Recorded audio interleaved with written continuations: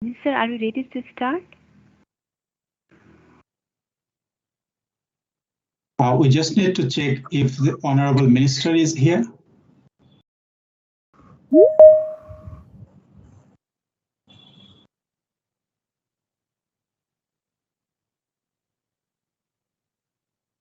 Do you see Honorable Minister is already online? Yes. Okay. Yes. Then probably we are okay to start.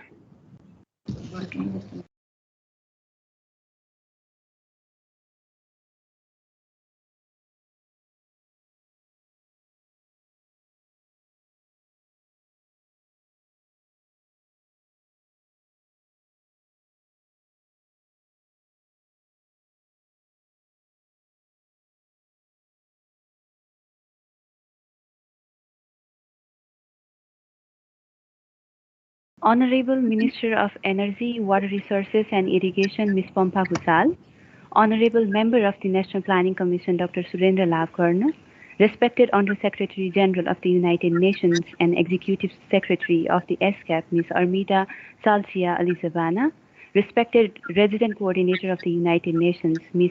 Sara Bisolonanti, respected Secretary for the Ministry of Energy, Water Resources and Irrigation, Mr. Devendra Karki, and all the respected attendees. I would like to warmly welcome all of our distinguished guests and participants to the launching of the SDG7 Roadmap for Nepal and thank you for your valuable presence.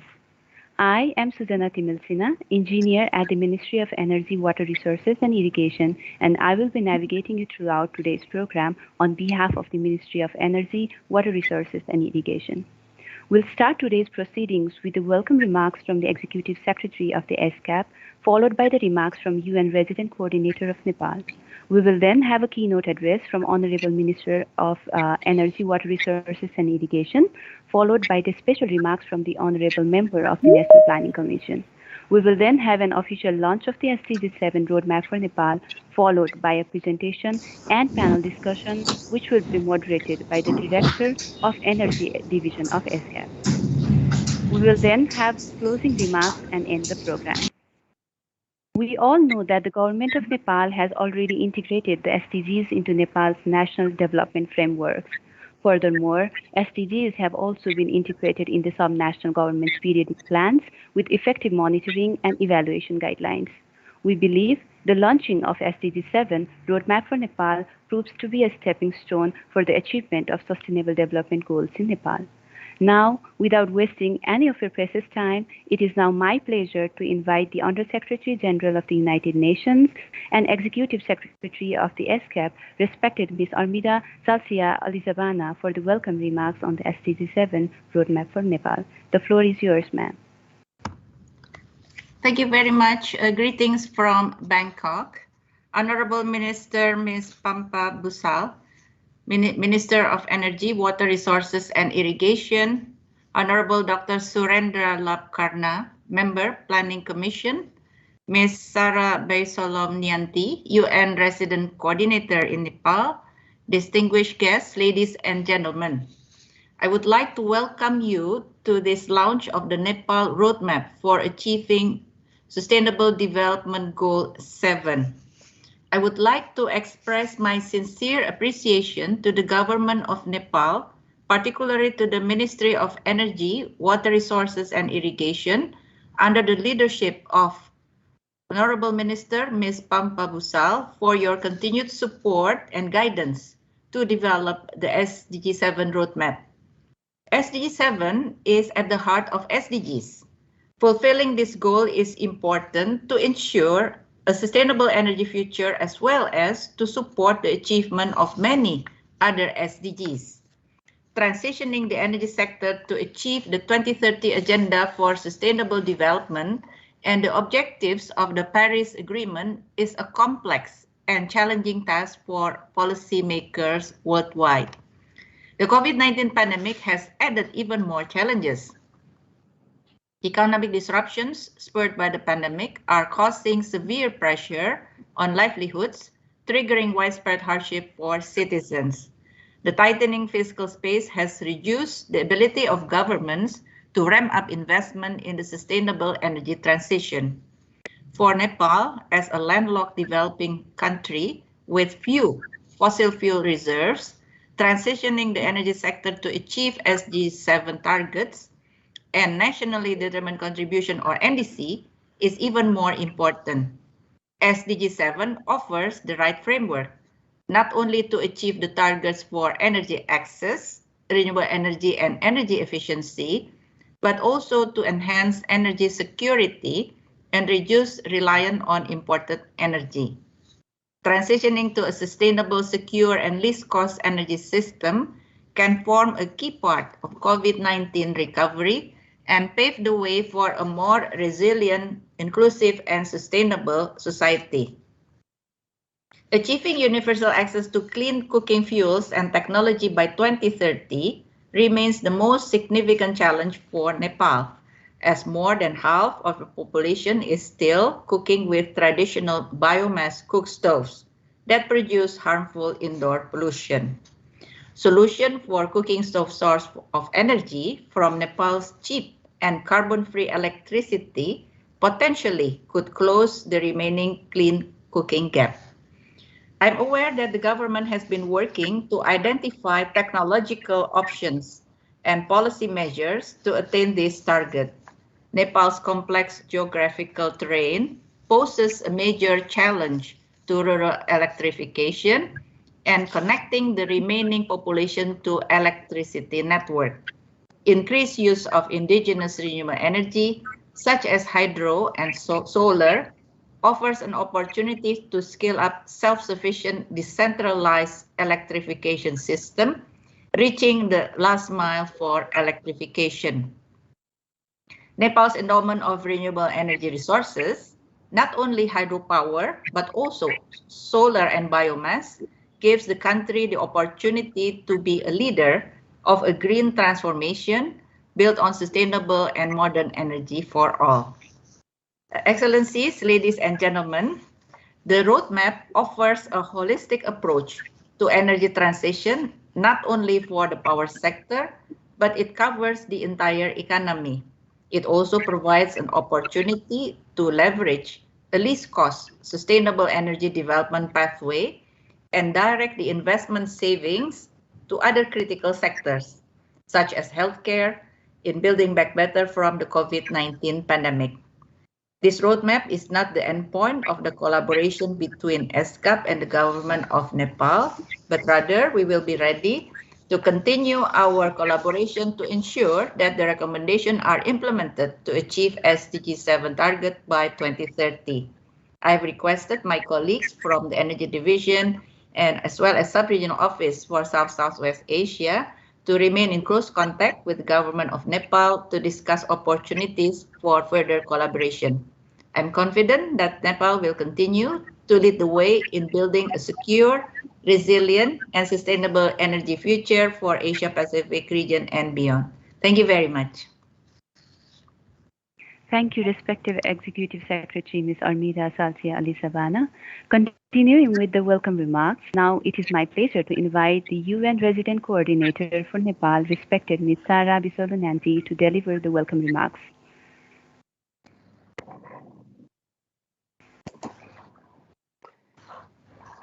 Excellencies, distinguished participants, ladies and gentlemen, please allow me to stand on the existing protocol for today's event. I'm delighted to join you for the launch of the SDG7 roadmap for Nepal. Congratulations to the Ministry of Energy, Water Resources and Irrigation and ESCAP for achieving this great milestone.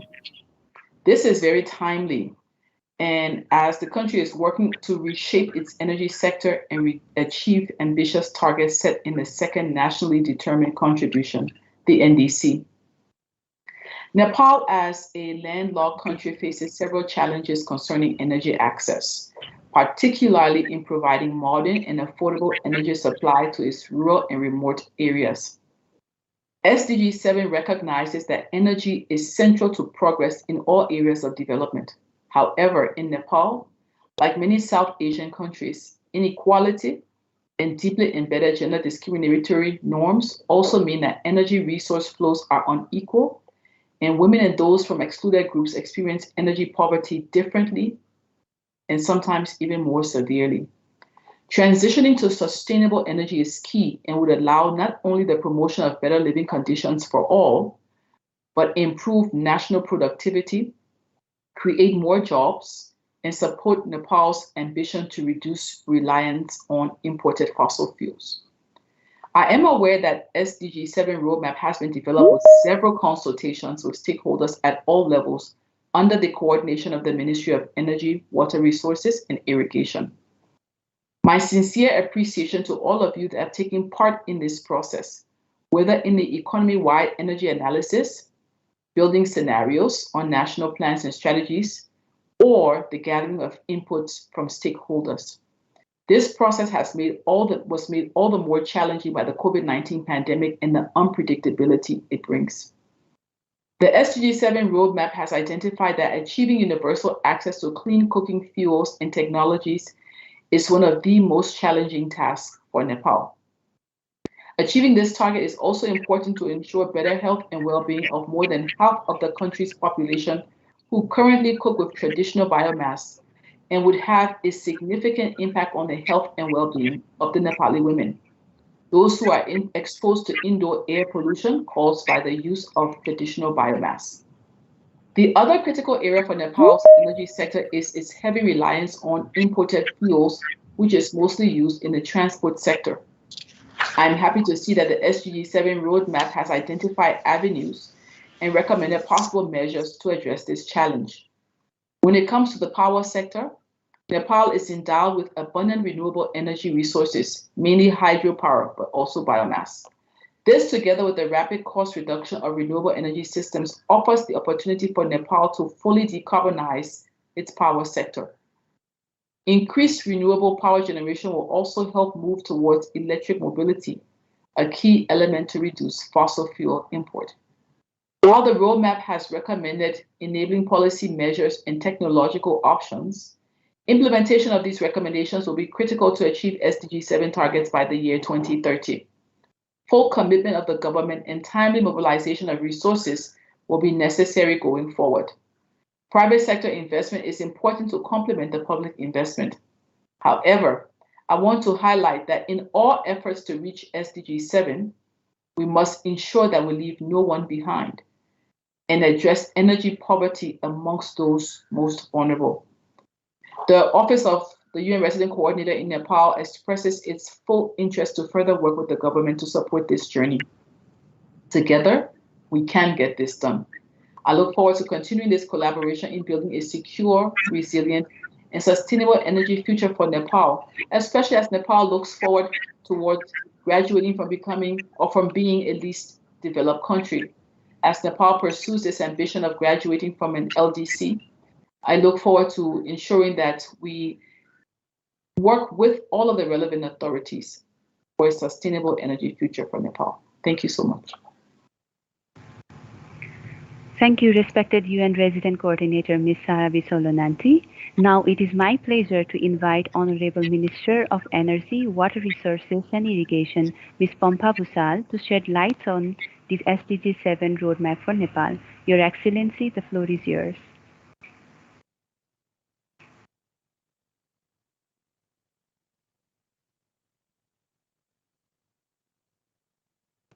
Mute भएको छ मन्जुको mute भयो unmute गर्नु पर्यो Manju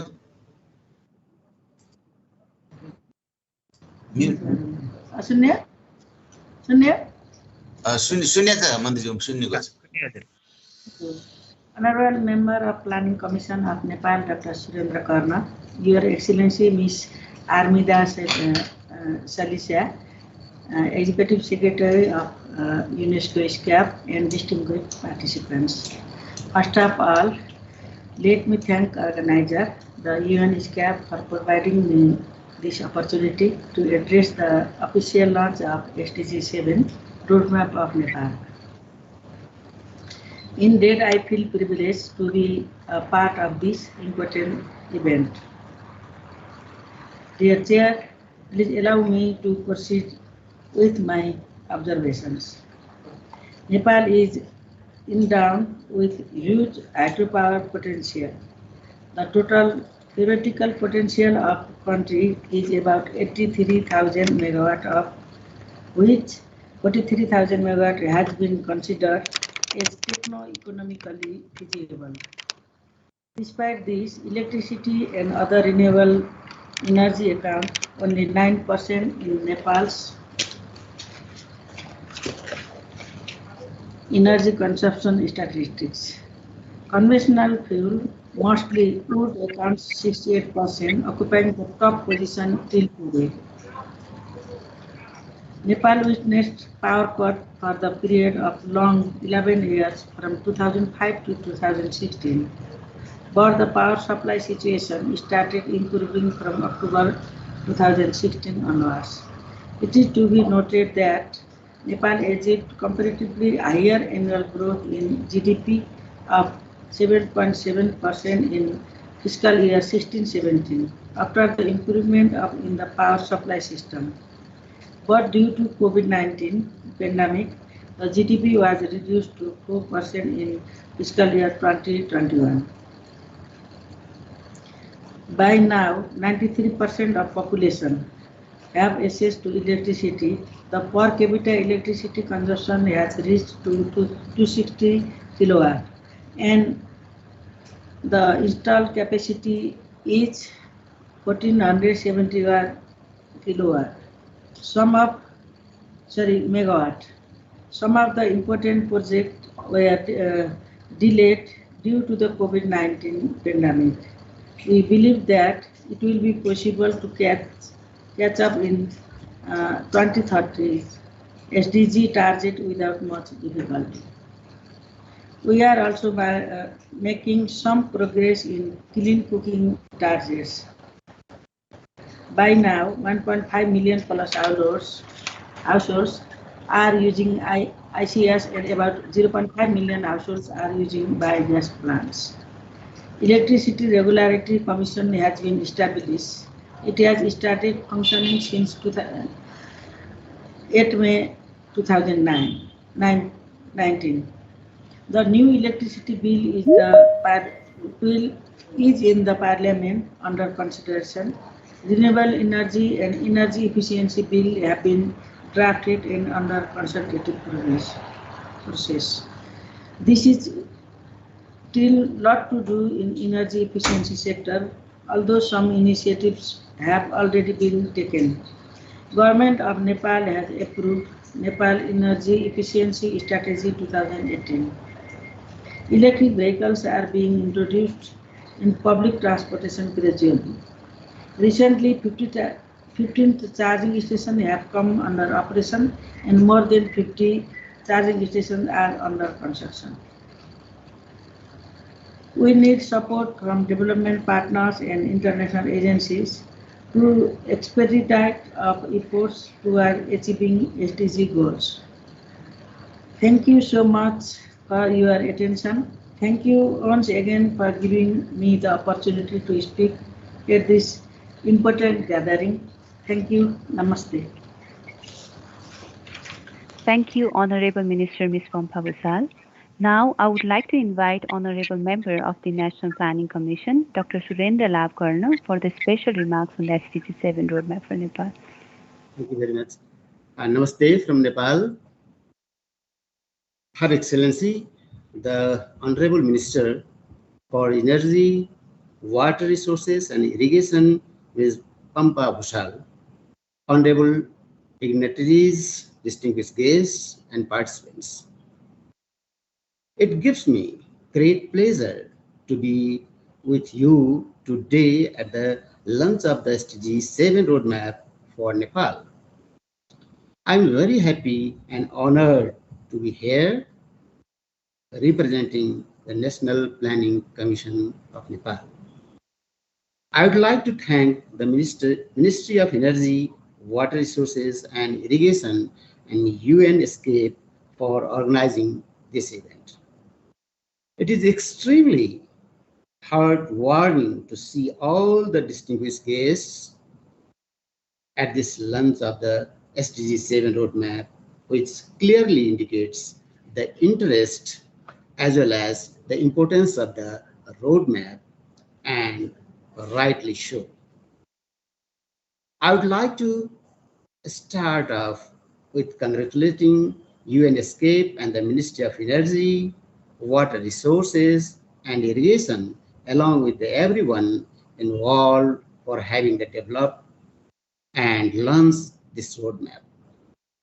The roadmap will be a valuable aid going forward for drafting national policies around energy production, usage, and consumption, and will help us lead towards achieving SDG7. We all know that energy is a key source of economic growth. It's been shown several times that energy is both an essential ingredient as well as a catalyst for social and economic growth, especially in developing countries like ours. SDG7 represents an opportunity to diversify our energy resources and make progress towards self-reliance in energy over the coming years. Additionally, the focus is on renewable and clean sources such as hydroelectricity, solar energy, and biomass, all of which we are gifted with. The roadmap includes pathways to some extremely ambitious but achievable energy goals that we as a nation should strive to achieve to establish a sustainable, clean energy future for the generations to come. Goals such as access to clean cooking fuels and technologies are especially challenging and should be given equal, if not more focus, time, and effort to achieve SDG7. As is obvious, continuous coordination between various stakeholders, agencies, and the government of Nepal would be crucial to achieving these goals. In this regards, it is extremely heartening and encouraging to see our political leadership commitment towards pursuing and achieving the Sustainable Development Goals, SDGs. This is a key ingredient to success for achieving goals like this. We, as a nation, have shown in the past that achieving goals like these can not only be achieved with relative ease given it's properly planned and executed, but in fact, it can beat the projected timelines. For example, with regards to universal access to electricity, based on the forecasts, we seem to be on track to beat the timeline mentioned in the Sustainable Development Goals status and roadmap 2016 to 2030. This shows that we, the government of Nepal, with the help of various agencies and partners, can not only achieve the set goals, but instead achieve the goals earlier than the set timelines. I believe that one can reason for this success was to have clear guidelines in form of roadmaps such as the one we are launching today, among other things. The launch of this roadmap is a testimony to the successful alliance between Ministry of Energy, Water Resources and Irrigation and ESCAP, and the collective motivation amongst all the stakeholders. And I sincerely hope that this synergy continues in the times to come. Finally, inclusive and sustainable energy policy also aligns perfectly well with the universal value of leaving no one behind for the 2030 agenda. In closing, I would like to thank ESCAP and the Ministry of Energy, Water Resources and Irrigation once again for developing the launching this roadmap, and I hope for the continuing cooperation between all the agencies and organizations involved. Thank you so much. Thank you, Honorable Member Dr. Surendra Lavkarna. Now it is time for the official launch of the SDG7 roadmap for Nepal. I would like to invite Honorable Minister Ms. Pampa Bhusal, Honorable Member of the National Planning Commission Dr. Surendra Lavkarna, Under Secretary General of the United Nations and Executive Secretary of the ESCAP, respected Ms. Armida Alisavana, and UN Resident Coordinator for Nepal, respected Ms. Sara Bisolonanti, to hold the image of SDG7 roadmap for Nepal in front of the camera to mark the official launch of the SDG7 roadmap for Nepal.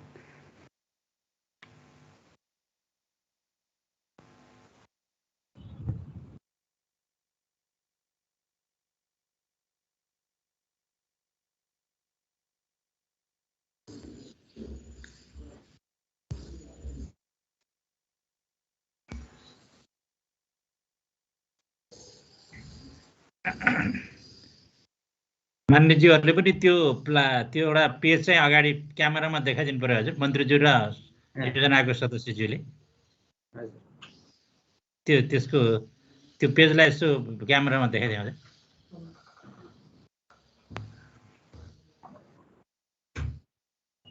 त्यो page okay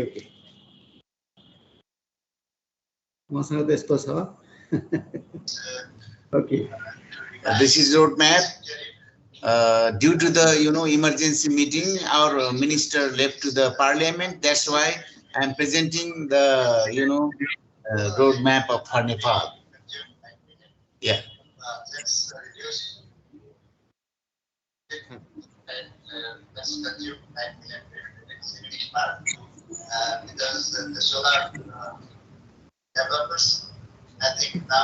Thank you all. Thank you. Thank you all for officially launching the SDG7 roadmap for Nepal, and we are indeed happy and grateful for it. Now, I would like to invite Economic Affairs Officer of the ESCAP, Mr. Anis Zaman, for a brief presentation on the SDG7 roadmap for Nepal. We'll have a short panel discussion after this presentation. Thank you, Surendra. I'll just bring up my presentation on the screen.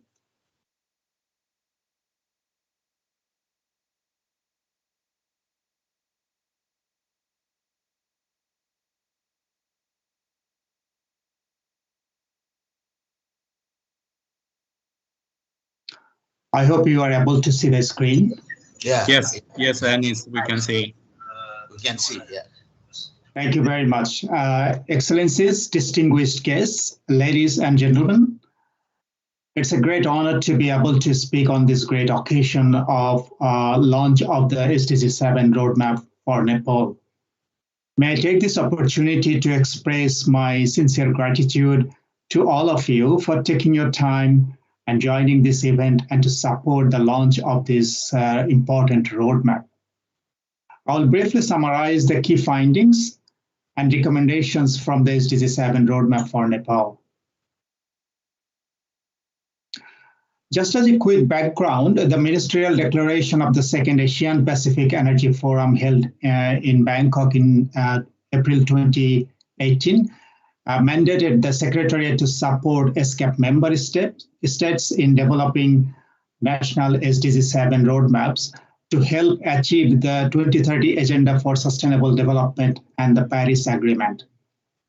Therefore, what I would like to mention here is that it is a need that was expressed by the member states, which demonstrates that the commitment of our region to achieving the SDG7 goal.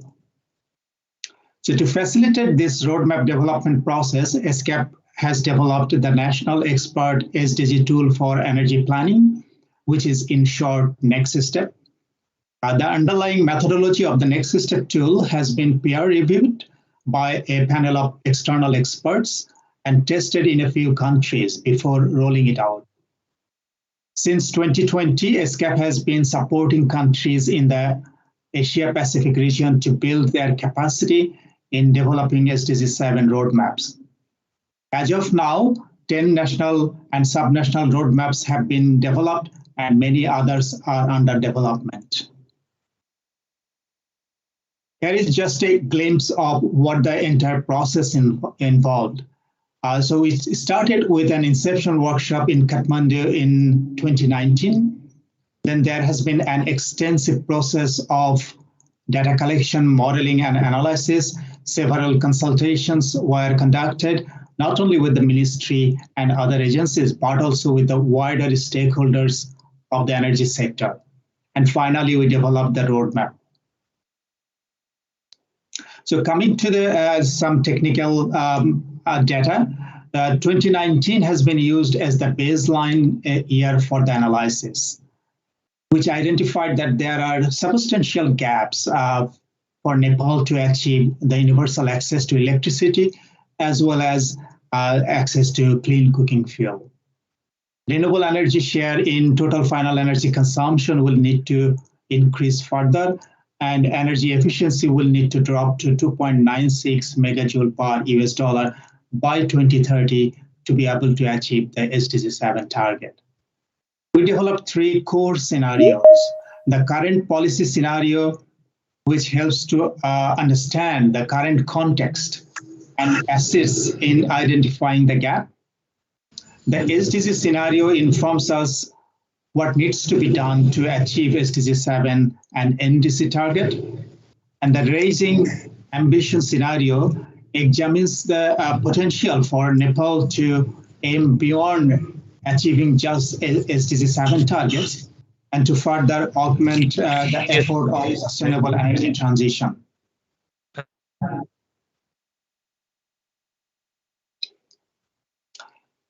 So coming to some of the SDG7 targets, starting with energy access. Next step analysis indicates that providing off-grid and mini-grid electrification systems would be the most appropriate solution, as micro and mini-grid mini hydro systems provide the lowest cost per unit of electricity generated. For clean cooking, next step analysis suggests that the electric cooking stoves may be more appropriate technology in terms of the health benefits, cost effectiveness, and little maintenance and follow-up requirements. However, comprehensive policies are required for promoting the uptake and long-term adoption of electric cooking stoves. So as you can see, that there is a strong linkage between these two indicators, such that the first one needs to be ensured to support the achievement of the second one. And therefore, a good coordination from all agencies involved is very important. The current energy system relies heavily on biomass, which is about 49%, and the majority of the remaining is oil products, which is 34%. It is to note here that as we continue to offer universal access to clean cooking fuel, the share of renewable energy will drop significantly from the current share of 21.3%, as biomass for cooking will need to be phased out. The updated unconditional and conditional NDC commitment that Nepal has recently published would increase renewable energy share to 35.9% of total final energy consumption by 2030 under the current policy scenario. Synergy between energy efficiency and renewable energy is very high, and it has been captured in the SDGs scenario, as well as in the ambitious scenario, which is enhanced energy efficiency scenario. This will raise the share of renewable energy to 38.8% in the SDG scenario and 41.2% in the enhanced energy efficiency scenario. And as you can see in the bottom right graph, that by following the SDGs scenario, Nepal will be able to eliminate the need for importing electricity from neighboring countries. The annual improvement rate for energy efficiency is calculated to be 2.98% in the current policy settings. That will be between 2019 and 2030, which is calculated as the doubling the base year rate for improvement. Further improvement is expected from the SDG scenario, reaching an energy intensity of 2.46 megajoule per dollar, which will be further enhanced if we follow the ambitious scenario, which is enhanced energy efficiency scenario, under which the energy intensity will drop to 2.11 megajoule per US dollar. Roadmap analysis indicated that there are ample energy efficiency opportunities via a whole of economy approach. For the mitigation options, the roadmap focused on the transportation sector, as seen in the marginal abatement cost curve, which is the right, which is the bottom graph on the right. There are ample opportunities to reduce emissions, and most of them have negative costs, which indicates that there will be a huge amount of cost savings if we do so. There is, as you can see, the next step online portal. So not only the roadmap has been developed, but also there is an associated next step online portal, and it is open to public. There is a link on the top. If you can follow that link, and you will be able to visit the portal, and you will be able to browse all sections. So please feel free to browse through the portal. And finally, this is the roadmap. So the roadmap is available online on the ESCAP website. The link is given. You can also download the roadmap by scanning the QR code that is also given on the page. So please do so, and please do let us know if you have any question. And I will stop there, and we'll hand over to MC Susanna. Thank you. Thank you, Mr. Anisaman, for such a wonderful presentation. As said before, we are having a panel discussion now, which will be moderated by the Director of Energy Division of ESCAP, Mr. Hong Peng Liu. I request all of you for your active participation. Mr. Liu, the floor is yours. Thank you very much, Sujana. You are really very well to control the time.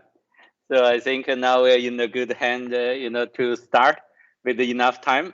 We will spend about 35 to 40 minutes to have this panel discussion. We are very glad to have our distinguished panelists join us today. It's Dr. Madhu Sudan, Adi Kari, who is the Executive Director, Alternative Energy Promotion Center, Minister of Energy, Water Resources, and Irrigation, Nepal.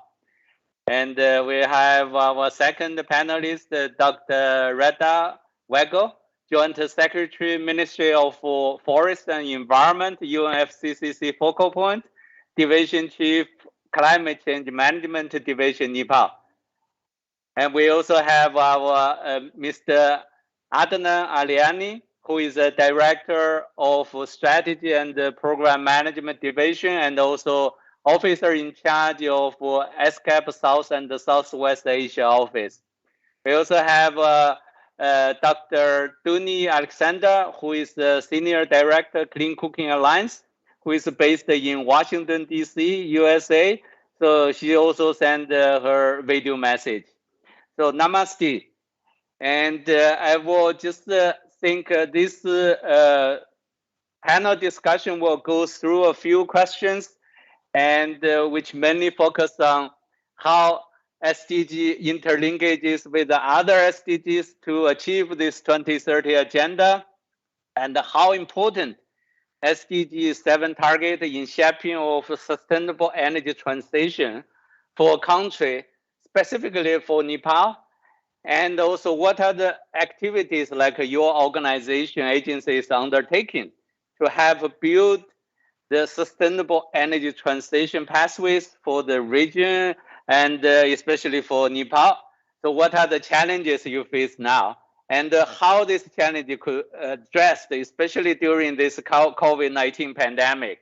And also, if you have any further questions about how to implement this SDG7 roadmap in Nepal, that will be very helpful for us to move ahead.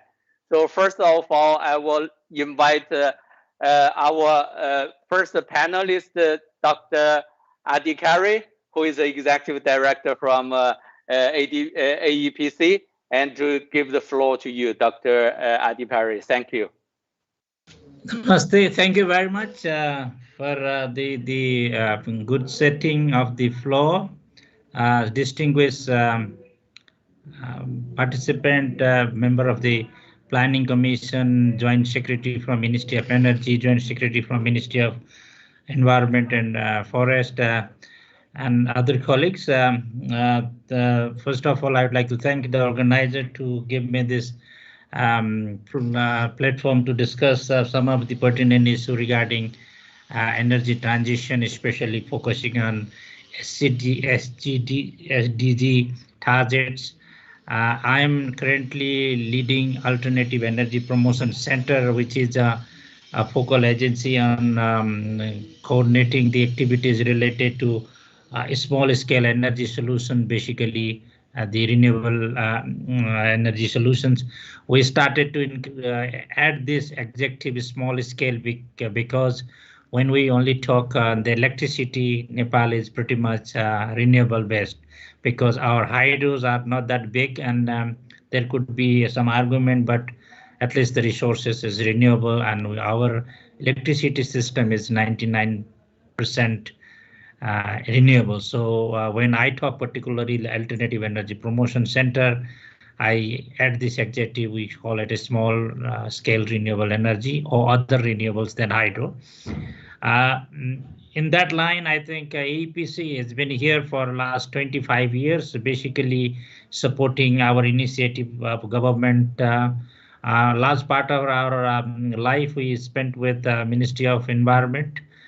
More than 22 years we were with the Ministry of Environment, and last 3 years we are with the Ministry of Energy. In both the cases, we have been advocating the climate related issues with the energy generation and use, and of course the transition of energy from conventional energy to modern energy, integrating all the possible local resources that is possible. Basically, we have been focusing on initially with the micro hydro technology, which is less than a megawatt in size, and then biomass, basically domestic biomass digester, basically converting the waste to clean energy. And then we started also to promote solar photovoltaic energy, as it also became affordable and competitive in early 20s. And then now we are continuously adding these access to all to bring the universal access, leaving no one behind in terms of access to clean electricity in the first place, which we call it the access. And then just to mention the statistics, AEPC reached around 20% total population as the first time with some kind of solutions. The current status is different. We have been very aggressive. The government of Nepal was very aggressive in extending the national grid, and now national grid reaches around 90% of the population, which many of the places we overlap. Some of the technologies we promoted, like solar home system, a small standalone lighting system, which designated life itself is around 5 years with the first battery. Then you can replace the battery and maybe go up to 10 years, but they are also constrained with their life itself. And then now we are supporting Ministry of Energy in energy mix and upscaling, increasing quality and all. When we particularly talk about SDG issues, we have three sub target in SDG7. One is universal access of affordable, reliable, and modern energy services. So affordable and reliable, of course, are there. When we call the modern, I think we are basically calling the renewable, having less carbon footprint. So basically, we want to reach people to large extent by modern energy. We are not at saying 100% renewable by 2030. We are keeping that target to 2050. But I think as far as possible, the new initiative mostly will be renewable. So the first sub target is universal access. Second is to increase substantially the portion of renewable energy, which I already covered, which is a part 2 of our target. And third is also increasing the energy efficiency. So third target is energy efficiency increment. On all these three agenda, AEPC is basically supporting government in policy planning, bringing the roadmap, action plan. Of those commitment, the government of Nepal has signed off with international community, global citizen and groups. So we are all in all these three agenda. We are very much in line with the ministry's goal and national commitment.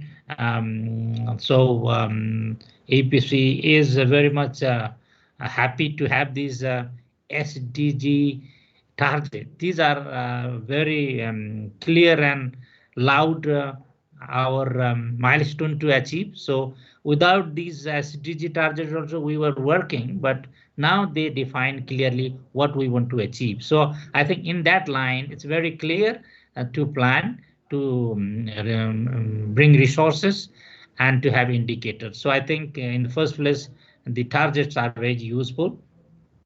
Second, then we can think of bringing all the national entities associated stakeholder even to meet these targets. So in that line, I would say that thanks to ESCAP, that the roadmap has come, which is basically giving us, there's a name so says road to achieve to these targets by 2030. We have three targets to achieve.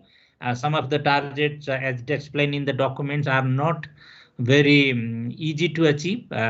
As the scenarios are saying, BAU scenario is not enough.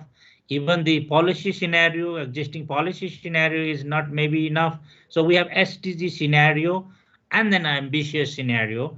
So these basically this document, SDG roadmap is very much useful as showing the path, showing the hindrances, showing the crossing difficult places, how we can achieve, how can we reach to the target by 2030. We don't have much time. We are left with 9 years. And this 9 years for achieving such a Herculean task is not easy. So the appreciation and then support extended by ESCAP is very, very instrumental. We have something on hand to start with, and then we can finish there. It very clearly gives very modern tools like the next step, which is based on a very common platform MCDA tool, which is a very exclusive decision and data licensing tool. I also recently used this tool for my PhD, so I have some knowledge on that. So this gives you a very good score, or the exception guidelines to not to drift around, to head around along the way you want to move.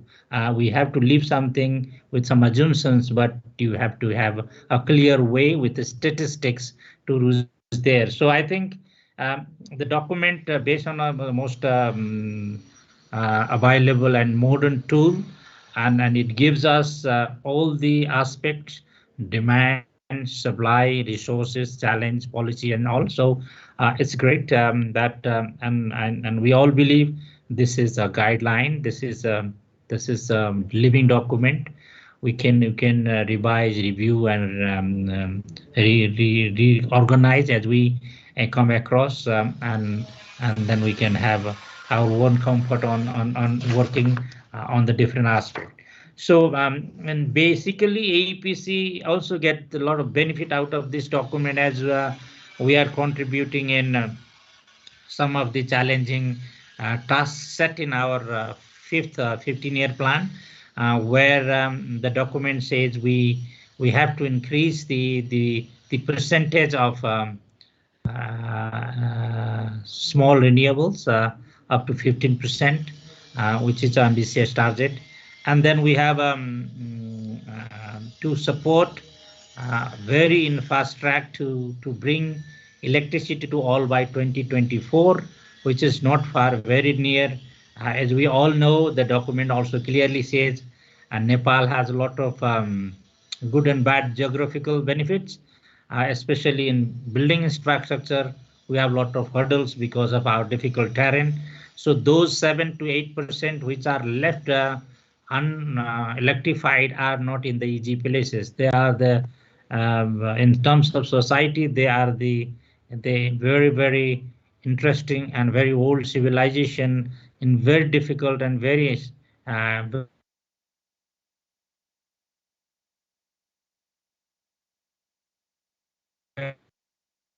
Dr. Adhikari, I can't hear you.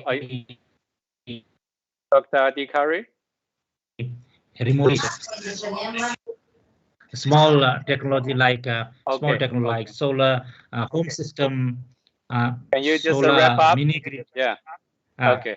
And then of course we are also promoting the clean cooking arrangement, which is the next very heavy agenda in SDG target. I think the access to electricity is almost possible. Bringing cooking into the target is difficult. So we are also supporting government on the clean cooking. We have been doing it. A new target sets around 1 million. We have also almost got the approval from the GCF. We are modernizing 1 million cook stove from GCF project. So we are there. And then last one, the energy efficiency is also mandated to AEPC. For Nepal, this is a new issue, but the AEPC is now coordinating all the activities related to NEPC. This energy efficiency strategy 2075 clearly lay down some of the tasks we have to do. So with all these, I think I would like to summarize that SDG is very good to have the target where we want to reach by when, and this document roadmap is showing us how we can arrive there, and also mentioning in each step what are the challenges.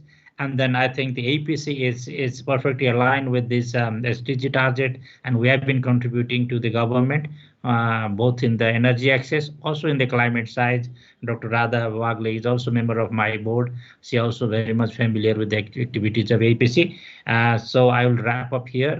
Thank you very much for this time. We can have a long discussion on these issues, but due to time constraint, I could just make this much. Thank you once again, and thank you, SCAP, for doing this.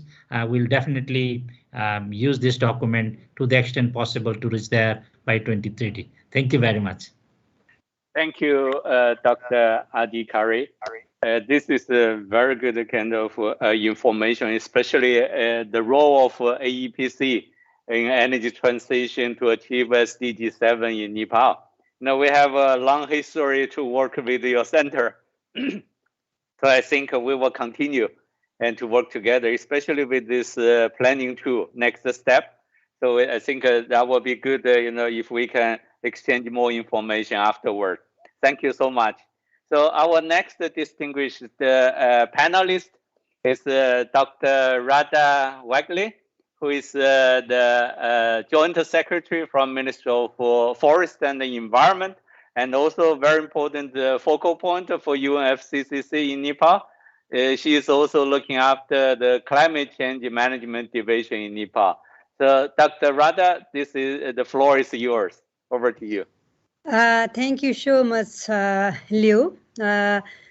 Honorable Member of National Planning Commission, Excellencies, distinguished delegates, panelists and participants.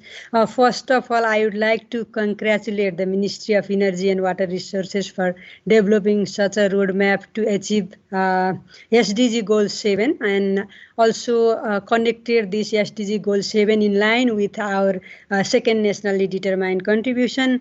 And I would also like to thank the Ministry and ESCAP for providing this opportunity to shed some lights in relation to SDG Goal 7 and in relation to NDC, particularly in the energy sector. In the beginning, I would like to highlight the importance of SDG target in energy transition. In the context of climate change, energy is the major contribution to the emission of greenhouse gases in a global context. And in Nepal also, the energy sector contributes more than half of the GHG gas emission of the country. And the transition to the sustainable and green energy resources has multiple positive impacts, both in climate change mitigation and meeting the SDG targets, and achieving other SDG targets as a co-benefit. And here I would like to share our second nationally determined contribution of Nepal in line with SDG7 targets, and we emphasize any climate action need to be in line with SDGs. And Nepal's majority of energy demand is still being fulfilled by, largely fulfilled by fuel wood, fossil fuel and biomass burning. And sustainable energy transition is one of the major targets of second NDC of Nepal, which was submitted back in December 2020, and Nepal has targeted to reduce emissions through sustainable production of energy, gradually replacing the energy demand by clean energy in household level and replacing the fossil fuel energy vehicles by electric vehicles. And that are some of the target area which are clearly mentioned in NDC targets. And NDC places the target of 50,000 megawatt of clean energy by 2030, and it comprises 5 to 10% will be generated from mini, micro hydropower, solar, wind and bioenergy. And Madhusudan sir also highlighted about those alternative energy and our collaboration, our ongoing collaboration in this regard. And the transition of energy used in cooking is another important target of our second NDC, which has clean energy utilization and other health benefits too. And the share of clean energy in total energy demand will be 15% by that time. That is targeted in the NDC. And 25% of the household will use the electric stove by 2030, and that is the one of the ambitious target in terms of use. And by 2025, we have targeted to install 500,000 improved cookie stoves and installation of 200,000 biogas plants. And I think AEPC has role in this regard to roll out those targets in real context. And transition of energy used by transportation sector is another area of target which is clearly mentioned in the NDC, and Nepal NDC aim to promote electric vehicle for private and public use, which subsequently transitions us to the clean energy and mitigates the emission scenarios as well. And I would like to highlight some of the activities and challenges associated to it. And Ministry of Forest and Environment, as a focal ministry to climate change, is constantly working the preparation of NDC implementation plan in consultation with different sectoral ministries, and Ministry of Energy is the one of the major ministry which is responsible for implementing the NDC targets. And we are also in consultation with other stakeholders to achieve the other sectoral targets. In this connection, Ministry of Forest and Environment has a coordinating role in energy generation and transition activities, and Ministry of Water Resources and Energy is leading ministry, and ministry has been continuously contributing to the policy framework for clean energy generation and transition as well. And our NDC set a goal to net zero emission for achievement, to achieve net zero by 2050, which is clearly mentioned in NDC.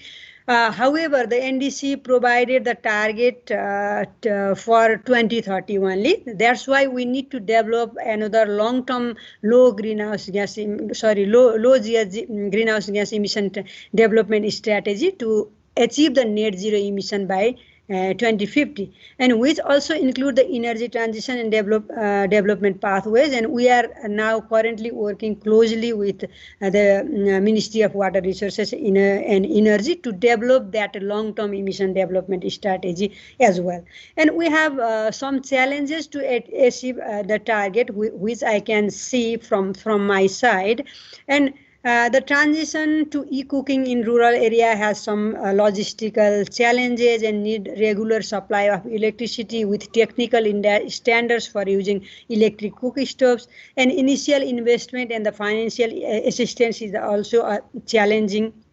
To generate the resources is challenging. For example, the electricity tariff and the initial investment which we need for electric oven, and are some of them. And I think while we talk about the energy, and we need to follow the multinational environmental agreements as well, and we also need to follow the national environment, climate change, and human rights related provisions also. And that is challenging, but we need to address that. We need to respect that, and the commitment which is challenging, and we need to strictly follow it. And it is it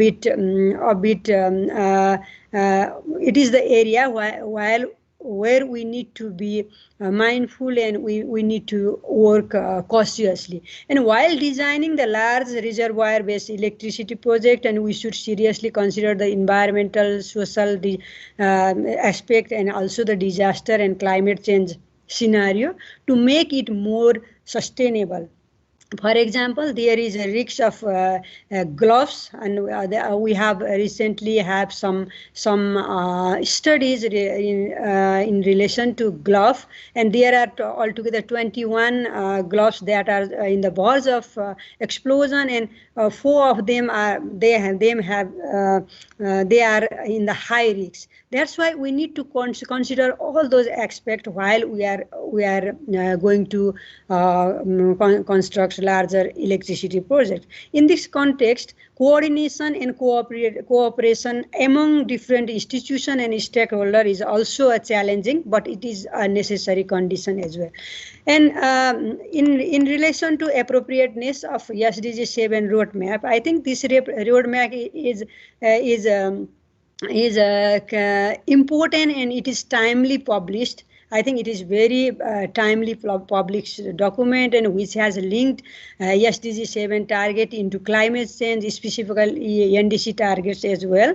And in the current context, because the NDC is recently formulated, and there is the contextual coherence in between two documents, and it has paved clear pathway to achieve SDG7 target in our context, and also linked with other sectors such as health.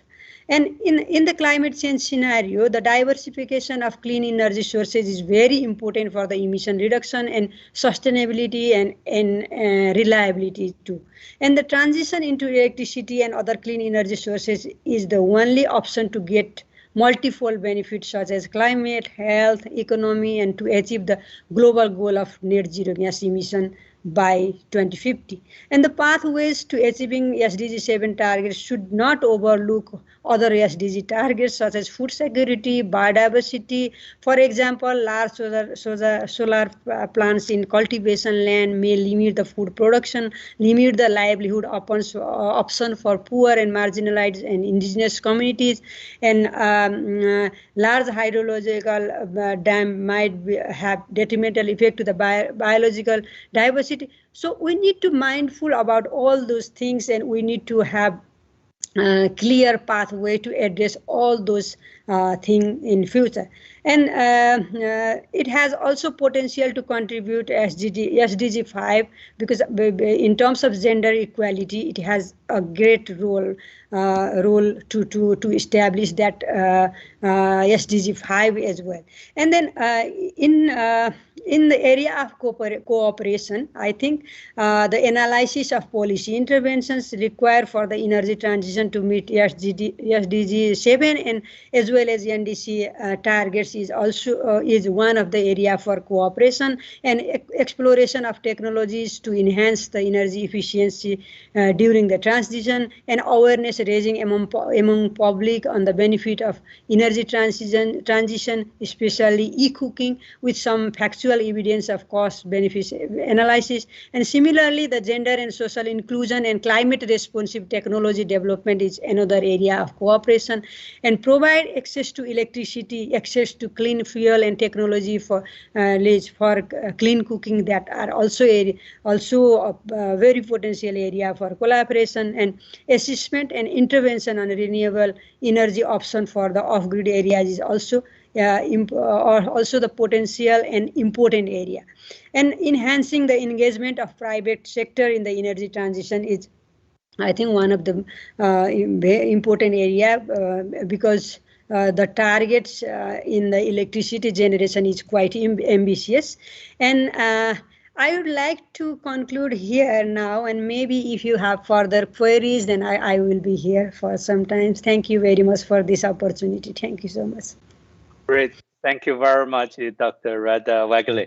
It's very important to bring the angle from climate change to link with the SDG7, especially you bring the human face, the social impact with the NDCs and also SDG7.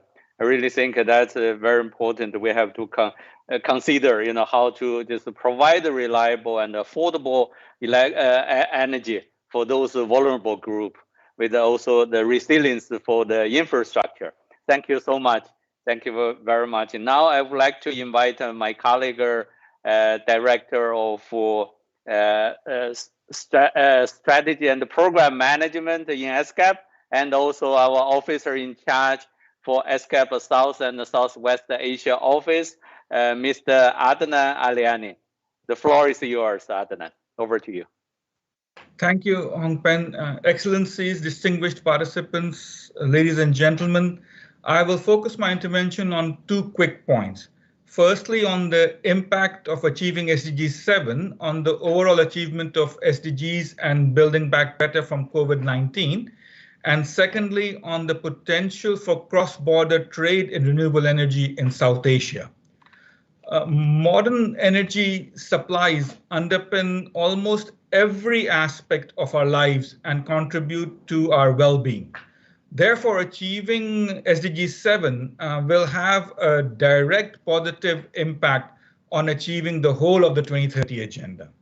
From better health services to better education to better food security, particularly through better post-harvest conservation of food, to greater economic empowerment of women, to industrial development, particularly the fourth industrial revolution, to cleaner and more sustainable cities and communities, and to the supply of clean water and treatment of waste. All of these are dependent on access to modern energy services. And thus achievement of SDG 7 will have a positive impact on all of these. Moreover, access to greener and renewable energy will also contribute to combating climate change, as Ms. Wagle had indicated, and increase the sustainability of ecosystems by promoting sustainable consumption and production and environmental conservation. The COVID-19 pandemic has shown us the importance of digitalization of the whole society and has laid bare the stark contrasts between the haves and the have-nots. Digitalization of the society obviously is dependent on access to reliable modern energy services. But we saw the children of the rich benefit from online classes while the children of the poor missed out on school. We need to harness the positive gains of digitalization and minimize inequalities that COVID-19 has exacerbated. And to do that, the basic requirement would be access to energy, and particularly clean and green energy. A word of caution, and I agree with Ms. Wagle there, a word of caution on over-reliance on hydropower, particularly, as she said, on mega hydro initiatives. One must take their overall socioeconomic and environmental impacts into account upstream, midstream, as well as downstream ecosystem and on communities.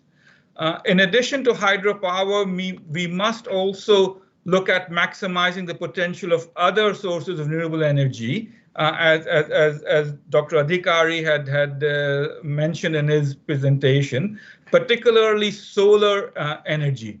As over the years, as was pointed out already, the cost of solar power has reduced considerably. In this regard, operationalization of buyback tariff legislation would go a long way to encourage micro producers in both urban and rural areas and create a whole new employment generating sector of the economy. Also, as SDG7 roadmap states, we must also focus on conservation. The more efficiently we consume energy, the less we need to invest in producing it or importing it. Achieving SDG7 in Nepal will have positive impacts on Eastern India and Bangladesh. Cross-border trade in renewable electricity, CBET, has huge potential in this area. Nepal and Bhutan's renewable energy supplies have the potential of increasing green energy in the energy mix of both India and Bangladesh, in addition to those countries themselves. In fact, there are already several bilateral projects and power purchasing agreements that are in place, including the Upper Karnali hydropower project, which is expected to export renewable green energy to India and Bangladesh. An exploratory study on CBET potential in South Asia, undertaken by ESCAP in 2018, offered policy insights on energy infrastructure financing, regulatory harmonization, promotion of private sector participation, and on capacity development. Of these, regulatory harmonization is of particular importance.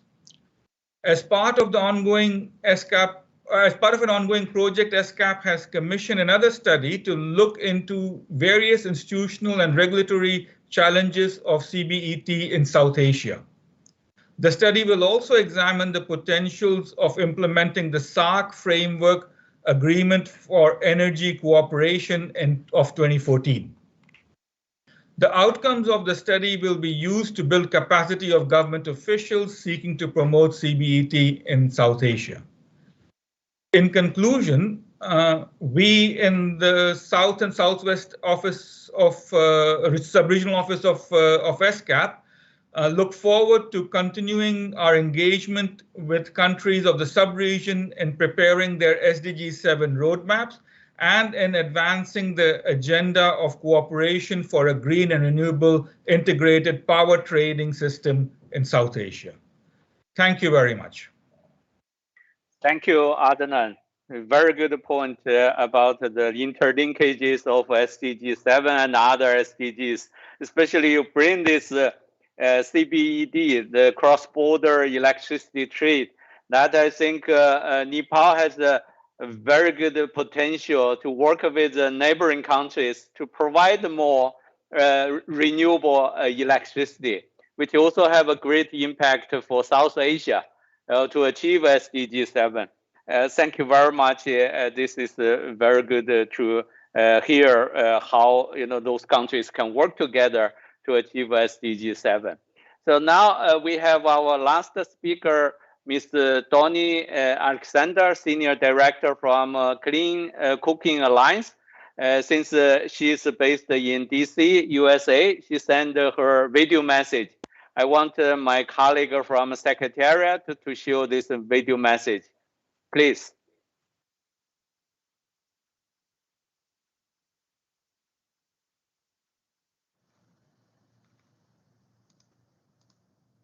Good afternoon, Excellencies, distinguished guests, partners, and colleagues.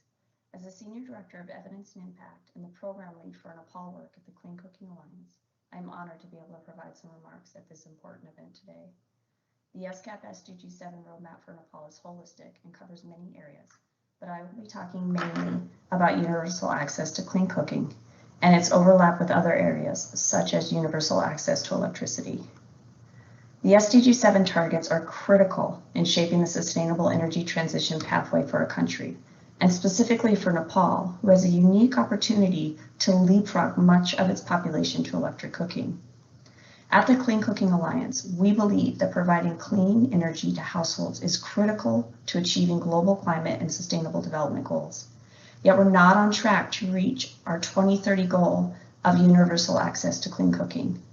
Approximately 2.6 billion people currently lack access to clean cooking solutions. Changing the way people cook their food by using clean fuels and stoves will help slow climate change, drive gender equality, reduce poverty, improve livelihoods, and provide major health benefits. We need to enable people around the globe to cook meals without harming themselves or the planet. And we are taking a concerted effort to support this transition in Nepal specifically. At CCA, we have a wide range of activities that we've been undertaking to help support the government in reaching their goals of universal access to clean cooking. We have worked closely with AEPC and partnered with NEA and others to ensure that our efforts are supported by the government. Over the past couple of years, we've conducted foundational research to better understand the drivers of adoption of clean cooking solutions and the market barriers that currently exist. For example, with partners such as Leaders Nepal and ECMOD, we conducted an 18-month health demonstration project in peri-urban Nepal. The results of this work showed that people are willing to transition to cooking if there is consistent supply. Sure, barriers still exist, like the supply of technologies in the market, fear of the price of electricity, and inadequate wiring in many homes. But our research showed that these barriers can be overcome. After finishing the health demonstration project and other research, such as an assessment of the readiness for widespread adoption of electric cooking in Nepal, we are currently developing a country action plan for clean cooking in collaboration with AEPC. This plan is very much in line with the SDG7 roadmap developed by ESCAP, but provides a specific pathway to universal access for clean cooking in Nepal. To complement these efforts, we are partnering with the World Resources Institute to develop and build an online, open source, and interactive geospatial data platform, the first of its kind focused on clean cooking. Called the Clean Cooking Explorer, this integrated energy planning platform aims to provide stakeholders across public and private sectors with the data and tools needed to inform their strategies for a robust clean cooking transition, especially those related to electric cooking. The spatial platform will aim to integrate and analyze geospatial data sets related to both the potential demand and supply for clean cooking services, allowing data-driven planning, coordination, and decision-making to support the uptake and adoption of clean cooking throughout the country. This platform will empower users to visualize, interpret, and analyze geospatial data sets to accelerate access to clean cooking. In addition to this, we've supported many other efforts in Nepal. We've also supported the development of electric cooktop standards for Nepal and are currently working on an implementation strategy, for example. We found the ESCAP SDG7 roadmap to be quite appropriate for Nepal in advancing its sustainable energy transition. Specifically, our findings from the assessment of the readiness for widespread electric cooking in Nepal is in alignment with the SDG7 roadmap. What we found is that yes, although most of Nepal will receive electricity supply in the near future, the quality of wiring in the homes and the amperage people are paying may not be enough to support transition everywhere. Therefore, we see electric cooking, while a very important part of the energy mix for cooking, not the only solution. In many places, biogas and even improved biomass options will continue to play a role in the near future. With this, I think I'll close. I look forward to seeing the implementation of the UN ESCAP SDG7 roadmap for Nepal and look forward to closely collaborating going forward. Thank you. Thank you, Dr. Alexander. I think this is a very important part, as our distinguished speakers and the panelists all mentioned, the challenges for universal access by 2030. Electricity, we see more or less there's a great achievement, but for clean cooking, that's really a big challenge. If we go as a current kind of scenario, probably that's still around 20 or even around 30 population without access to clean cooking. This is a very important part. So I think our distinguished panelists give a lot of good kind of comments and ideas and how to move forward with this SDG7 roadmap. And I hope we will also be able to work with our distinguished participants and also the speakers to move forward and to implement this SDG7 in Nepal. And also we hope the other countries could also follow this kind of good practices to develop SDG7 roadmap to guide their kind of strategies and implementation to SDG7 and other SDGs. So without further ado, let me thank you for all the distinguished panelists for your great intervention and good ideas. Thank you so much. I would like to give the floor back to our MC, Sujana, over to you. Thank you. Thank you all the distinguished panelists and Mr. Liu for such an informative panel discussion. As we are approaching towards the end of the program, I would like to request Joint Secretary of the Ministry of Energy, Water Resources and Irrigation, Mr. Madhukar Rajbhandari, for the closing remarks for today's program.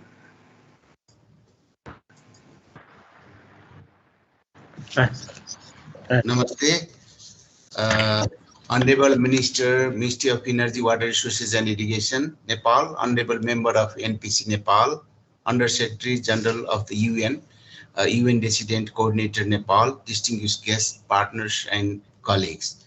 First of all, I would like to thank you all for the active virtual participation in this occasion of official launch program of SDG7 roadmap for Nepal.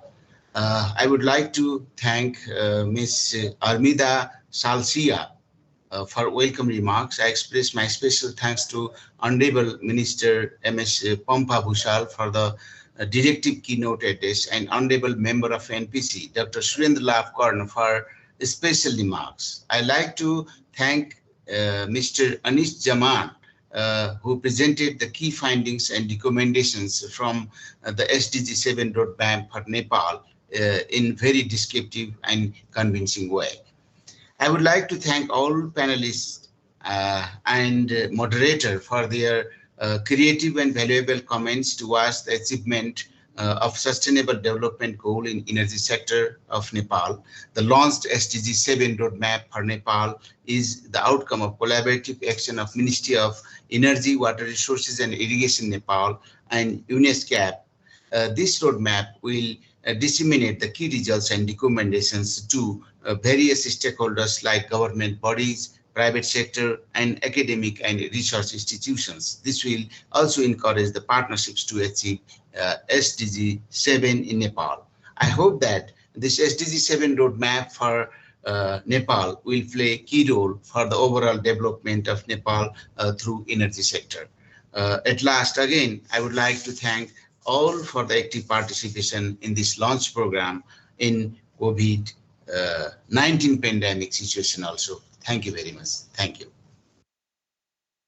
Thank you so much, Mr. Madhukar Rajbhandari. Now, I would like to request Director of the ESCAP Energy Division, Mr. Hongping Liu, for the closing remarks on today's program. Over to you, sir. Thank you very much. I'd like to join Mr.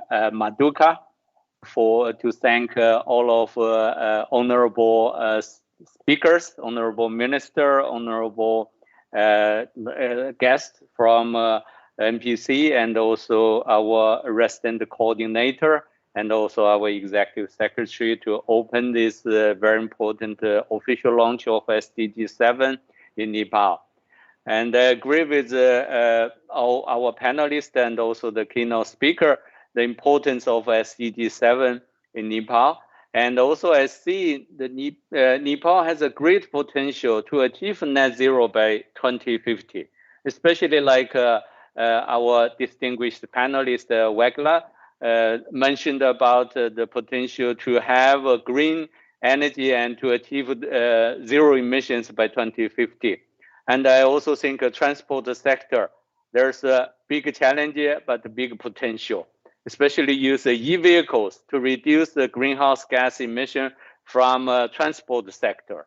And to achieve 100% of renewables, I really think Nepal has a potential. And we can see there's technology is not a big issue. So the big issue is where the money come from, how the investment come from, and what is the reliability and affordability for this kind of sustainable renewable energy supply as a main source for energy. But as our executive secretary mentioned, this is not the end of our collaboration in Nepal. So after this national SDG7 roadmap, this is the beginning. We will continue to work together with all the major stakeholders in Nepal to see how we can move forward effectively under this SDG7 roadmap to work with all different stakeholders, as you see the resident coordinator and also the senior director from Clean Cooking Alliance, and also other major stakeholders, even the GCF, the Green Climate Fund. I see Nepal already have this good project to implement. That's a very good kind of basis. We'll work together to continue to implement to achieve this 2030 agenda, and especially this SDG7 by 2030. I thank you so much for your active participation, and also special thanks for our Master of Ceremony, and for your effective moderation and chair, and also this ceremony is a great success. Thank you very much. Back to you, MC. Thank you so much, Mr. Liu. Now that we have reached the end of the program, I would like to express my sincere thanks to Honorable Minister of Energy, Water Resources and Irrigation, Honorable Member of the National Planning Commission, respective Executive Secretary of the ESCAP, respected Resident Coordinator of the United Nations, and all the respected attendees for attending today's program. The Ministry of Energy, Water Resources and Irrigation expresses its gratefulness for your valuable presence. Thank you all and have a great day. Thank you. Thank you, everybody.